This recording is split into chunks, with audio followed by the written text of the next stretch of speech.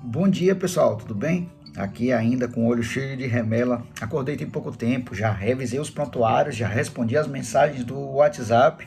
Estou me esforçando muito para seguir nesse acompanhamento com vocês aí no consultório e desejo muito que todos aqueles que passem por mim se recuperem, tenham saúde e consigam sucesso na vida. Hoje eu vou falar muito a respeito do quadro de dengue e vou tentar fazer um comentário a respeito do post que eu fiz, que é um post que me marcou muito, do senhor jardineiro que eu atendi no pronto-socorro quando eu era recém-formado e que estava com dengue e acabou por falecer no mesmo plantão com um choque, um quadro de choque pela dengue, e eu não consegui salvar aquele paciente. E por muito tempo eu fiquei pensando naquele caso, me marcou muito aquela família com a perda daquele senhor, tão gente boa, tão legal, uma pessoa tão agradável, e aquilo me marcou demais, e eu fiquei pensando o que, que eu poderia ter feito, o que, que eu poderia ter feito. Toda vez que eu perco um paciente ou acontece alguma coisa errada na conduta, na condução, um agravo que seja, mesmo que não tenha sido um problema quanto à condução, mas que tenha sido um agravar da doença, eu fico muito pensativo no que eu poderia fazer.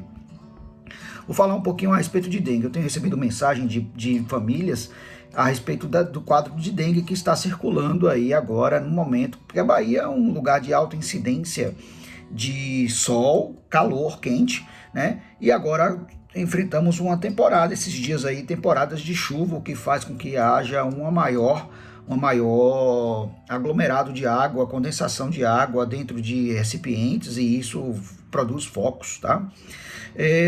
Nós podemos fazer nossa parte, cada um pode fazer sua parte. O poder público, ele simplesmente nem campanhas mais tem feito a respeito do combate à dengue. A gente não vê campanhas nem de vacinação, nem de dengue, nem de nada.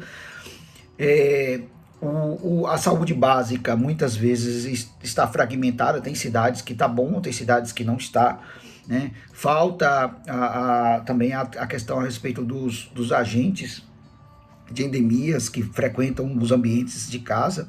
Há uma resistência grande de muitas pessoas em deixar esses agentes entrarem nas suas casas, residências, para avaliar questão de foco, né? Infelizmente é isso que a gente tem que debater agora. O poder público é uma coisa, mas o que eu como cidadão posso fazer?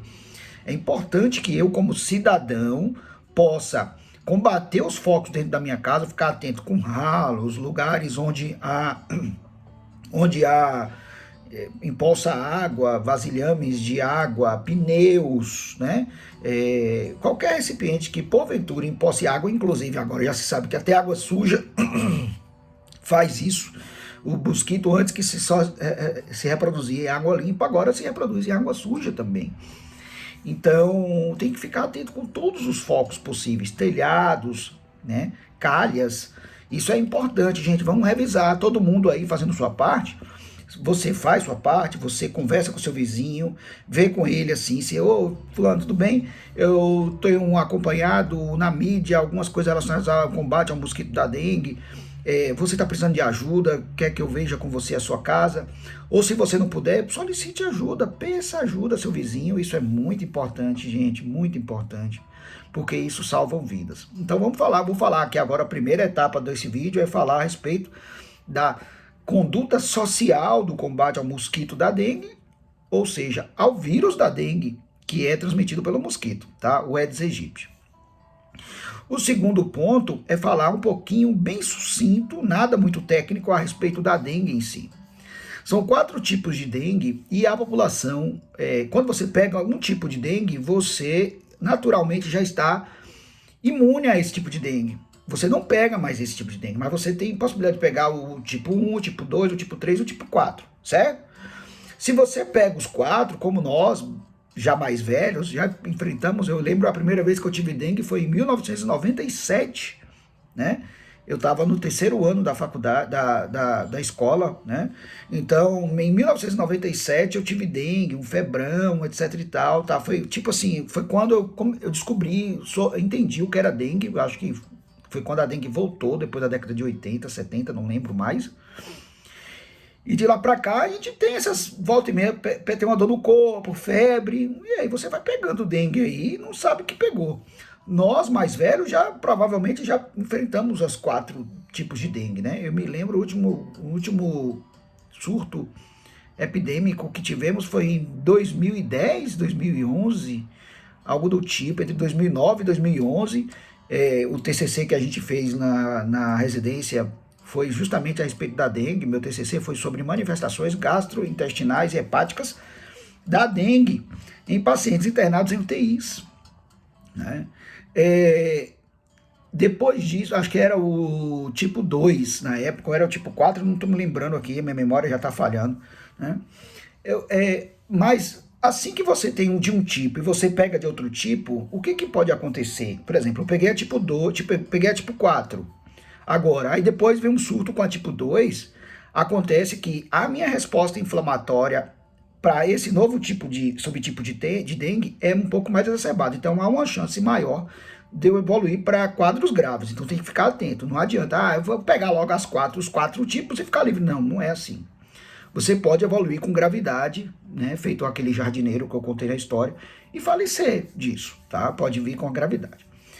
Outra coisa que você tem que ficar atento no decorrer do quadro clínico da dengue. Ah, Matheus, começou aqui a ter um quadro de febre, prostração, dor no corpo. Estou muito preocupado com meu filho, ou comigo, ou com um parente que está... Gente, esse quadro inicial, ele não é o quadro de gravidade, sabia? Esse quadro de febre, ele é um quadro inicial e ele está relacionado a um processo inflamatório importante ali, com quadro agudo, mas o quadro de gravidade vem depois de mais ou menos 3, 5, 7 dias, em torno de 5 dias, quando a febre começa a cair, começa a haver um quadro de status inflamatório aumentado, e aquelas pessoas que evoluem para a gravidade é como se fosse assim, o organismo reage de uma forma tão vigorosa contra o vírus, semelhante à Covid, age de uma forma tão vigorosa contra o vírus, e esse processo inflamatório atua nos vasos do corpo como um todo, gerando inflamação nos vasos, ou seja, uma vasculite. Aí pensa nos nossos vasos do corpo como caninhos da nossa casa que estão ali derretendo a água. O que acontece? Esses canos, eles sofrem processo inflamatório pela resposta imune contra a dengue, e aí depois esse processo inflamatório atua justamente nos vasos, fazendo com que esses vasos se dilatem e eles permitam uma saída de água. É como se pegasse os vasos do nosso corpo e furassem todos eles, e aí começa a ter vazamento para tudo que é lado. Aí junta água ao redor do coração, junta água na pleura, junta água na barriga, a vesícula biliar fica inchada, né? Não é a plaquetopenia, a queda das plaquetas que fazem a coagulação, que é o que determina a maior gravidade. É justamente a saída do líquido dos vasos. É o que aconteceu com aquele senhor. Ele saiu grande quantidade de líquido em um determinado momento, e eu tentei repor e ele foi muito rápido o choque que estabeleceu nele, e eu não consegui salvá-lo, infelizmente, né? Então é justamente nessa fase final que você tem que ficar atento. Qual é o tratamento ideal? É você hidratar seu filho, tá?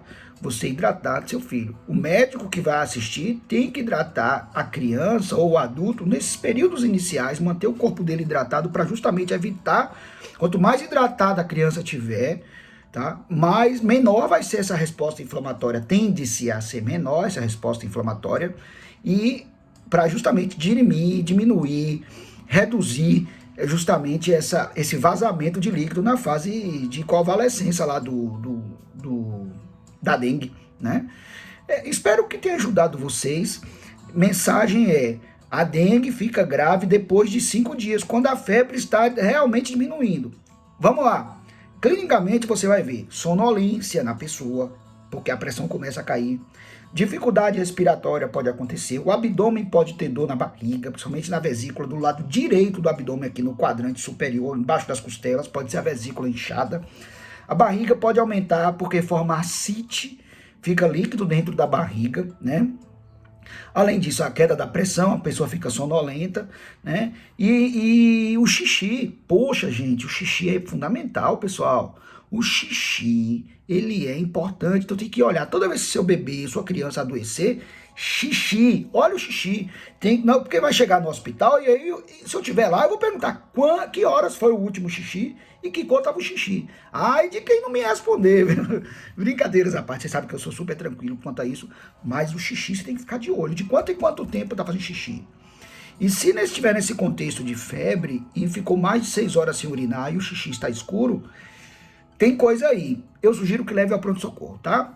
Quanto às plaquetas baixas, você pode ver manifestações hemorrágicas, que são petequias. Petequias não é aquele racho tipo de alergia que a pessoa fica empoladinha, vermelha, tipo exantema súbito, não, que fica vermelho, ou alergia. Não. São pequenos pontinhos, parecendo que pegou a pele da pessoa e apertou bem e formou tipo um hematoma. Você aperta no lugar onde estão os pontinhos. O normal seria que você apertar um pouquinho, 3 a 5 segundos, e tirar. Aquele lugar onde você apertou deveria ficar sem nada, sem nenhuma mancha, e depois a mancha volta. Isso aí é como se fosse o vasinho tá um pouco dilatado, só, não é problema. Agora, se você aperta e a mancha fica, depois que você tira o dedo, e nem sumiu em nenhum momento, isso é uma petequia. Também sugiro, se seu filho tiver petequia pelo corpo, direto para o hospital. Como também manifestação hemorrágica, sangue com fezes, ou fezes, sangue no, meu Deus do céu, sangue nas fezes, xixi com sangue, sangramento nasal, sangramento na boca. Isso aí é importante que você vá ao pronto-socorro, tá bom? Desculpa aí o podcast, 11 minutos já, mas eu queria desejar um bom dia para você. Um abração.